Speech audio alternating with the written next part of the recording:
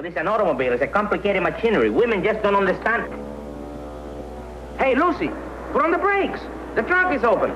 Just be calm, dear. It's all right, sir. You see, it's all automatic. When you press the roof control, the rear deck lid sweeps up. The roof rises out of the trunk, swings up. Watch it now.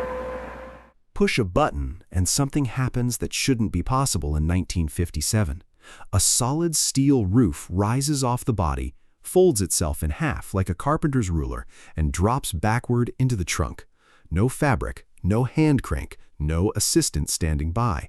Just 7 electric motors, 10 limit switches, 10 solenoids, and roughly 610 feet of wire, all choreographed into a 40-second performance of steel and electricity. Ford called it the hideaway hardtop. It was supposed to make the most expensive car in the company's history. Instead, it ended up bolted to a Fairlane.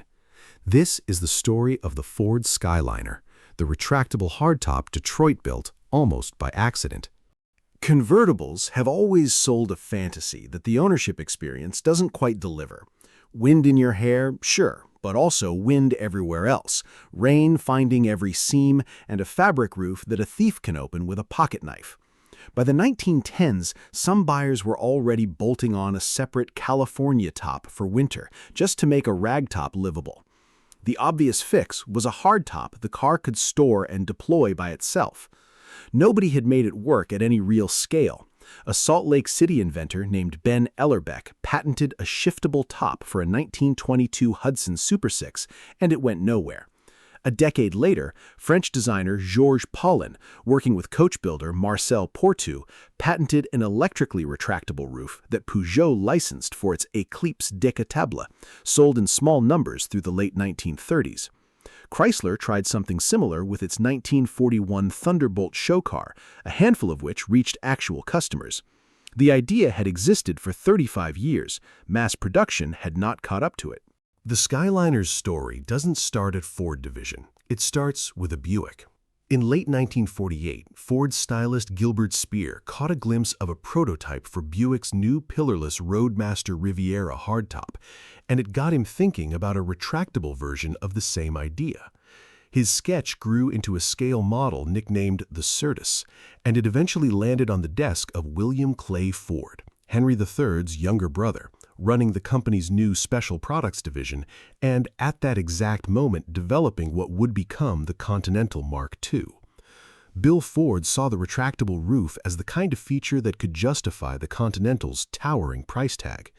In early 1953, he assigned a team led by engineers Jim Holloway and Ben Smith to turn Spear's concept into something that could actually be built and sold. Some of their engineers wanted to split the roof into 2 equal halves, the way most modern retractable hardtops do it. Holloway and Smith went a different direction, a short hinged front section that folded under the rest of the roof, shrinking how much space the stowed top would need. Critical since the Continental's roof had to cover 4 full-size adults, not 2. A working prototype built on a 1952 Lincoln Capri body was running by the fall of 1953. By early 1954, a full-size Continental test car existed, internally designated XC1500R. Here's what actually happened under that deck lid. 7 separate electric motors handled 3 jobs in sequence: raising the trunk lid and package shelf, unlocking and folding the 2-piece roof upward and back, then relocking everything to the body once it settled into the trunk. 10 limit switches told the system when each stage was complete.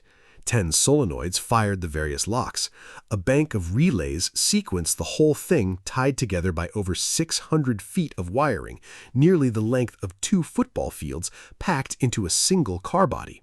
The genuinely clever part wasn't the motor count, it was the counterbalancing.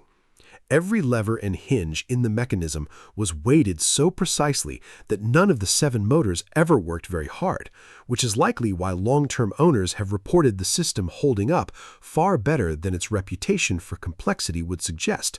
One owner has described cycling his 57 roof more than 10,000 times, with only 3 repairs across several decades. That's an owner's anecdote rather than a factory reliability figure, but it lines up with how the engineers themselves designed the thing. lightly stressed and easy to service since most of the mechanism sat in plain view once you opened the trunk. By 1954, the retractable roof had a problem bigger than engineering: money. Henry Ford II and Executive Vice President Ernest Breech were cooling on the entire Continental Mark II program, which was already tracking toward a nearly $10,000 retail price, a staggering figure for the era, with no guarantee it would turn a profit. Bill Ford commissioned a survey suggesting buyers would pay a $2,500 premium for the retractable roof alone. His brother and Breech weren't convinced, and history proved them right. Ford reportedly lost money on every Mark II it sold regardless. But the company had already spent $2.2 million developing the mechanism, and nobody wanted to write that off.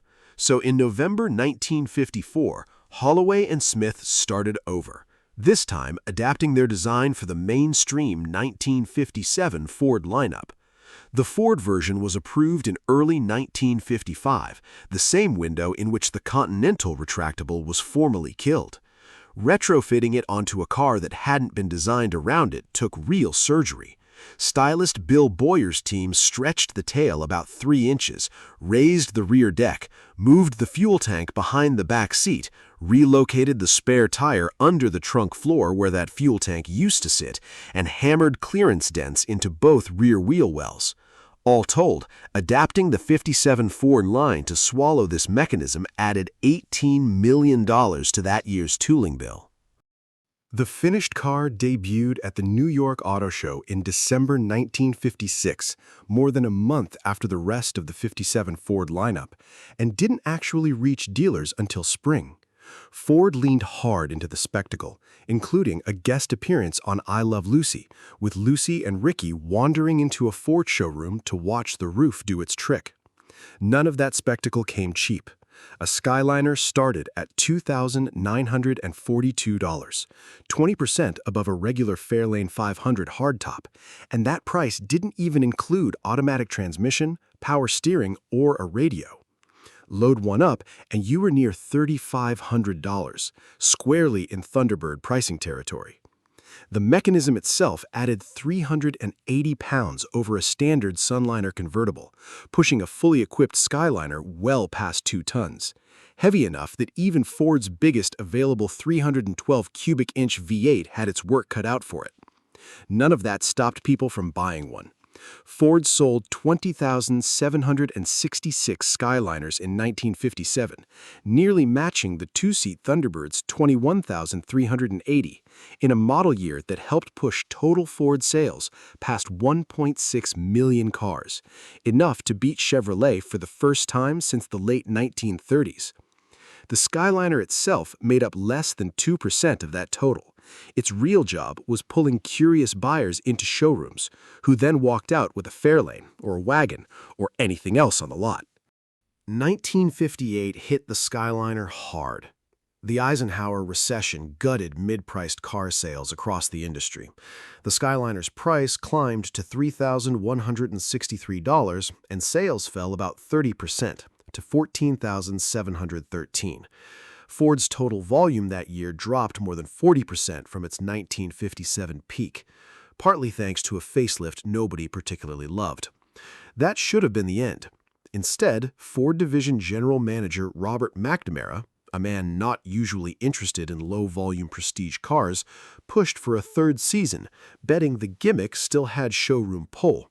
For 1959, the Skyliner became part of Ford's new flagship Galaxy series, and its motor count actually dropped from 6 to 6, evidently simplified without losing any function. Sales fell again anyway, to 12,915, even as Ford's overall business improved that year, helped, ironically, by buyers rejecting the finned batwing styling of the 1959 Chevrolet. The Skyliner's squared-off roofline did leave one lasting mark. It got reused across the rest of the 59 Galaxy lineup. McNamara reportedly considered a 4th year, but the all-new 1960 Ford body was moving to a semi-fastback roof that the retract mechanism couldn't accommodate, and building an entirely separate body shell for such modest volume didn't pencil out. Total production across all 3 years, 48,394 cars. Pieces of the mechanism outlived the model anyway, reused with a fabric top instead of steel in the 1960s 4-seat Thunderbird and the 1961 through 1967 Lincoln Continental convertible sedan. A true retractable metal roof then disappeared from American showrooms for 35 years, until Mitsubishi's 3000 GT Spider revived the concept in 1994, followed by the Mercedes SLK, the Peugeot 206cc, and the wave of folding hardtop convertibles that followed in the 2000s. None of them descend directly from Ford's engineering, but the Skyliner proved decades early that a disappearing roof could sell a car on spectacle alone, even one built on a mechanism designed for a Lincoln that was never allowed to exist. If you'd never heard of Ford's innovative designs before this, let us know in the comments. Thanks for watching.